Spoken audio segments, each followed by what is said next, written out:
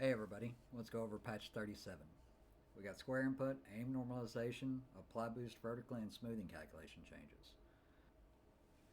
So, since you're using a controller, the circle is your input, your analog stick, and your curve is the square. So, when you're at an angle, you don't reach the 100% of your curve. So, square input looks to rectify that.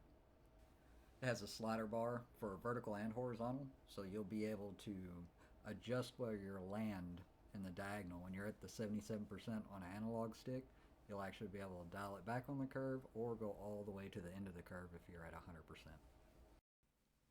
Here's two video examples. This one is 100% square input on the right. See how much further I am compared to the left. This is one controller, controlling both of them, so the inputs are the exact same. In this example, same thing, just the square input on the right is negative 99, so we end up much shorter in the diagonal distance. So this should be able to help y'all fine tune stuff. Aim normalization is usually good for if you have a very high horizontal and a low vertical, usually raw inputs. You get a little bit of stair step when you're going in angles and cutting back and forth. This is very minimal. It's hard to notice, but it should take some of that out. Apply boost vertically. Now when this is set to false, your boost will not work on a straight up and down, but your boost settings will work in a diagonal direction. So that'll allow you to compensate for some games that seem like they have a lot of diagonal movement, but not nearly as much vertical movement. Workshop changes.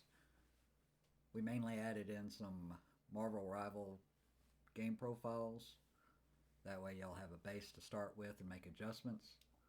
In this example here, this is the Marvel Rivals linear profile that we have on the workshop. This should give you a good baseline to start from to make any small adjustments. This is streaming from my console to my PC on the right side, and this is the Styx beta version on Steam on the left side. And this is all controlled with one controller, so it sort of shows you how we match up. Quality of life improvements. We added a confirmation for the upload. That way you don't accidentally upload something you don't want to or you wasn't ready to. I've even been guilty of this.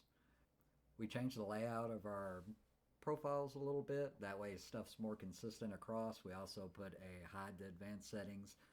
Clean it up a little bit, make it a little more presentable.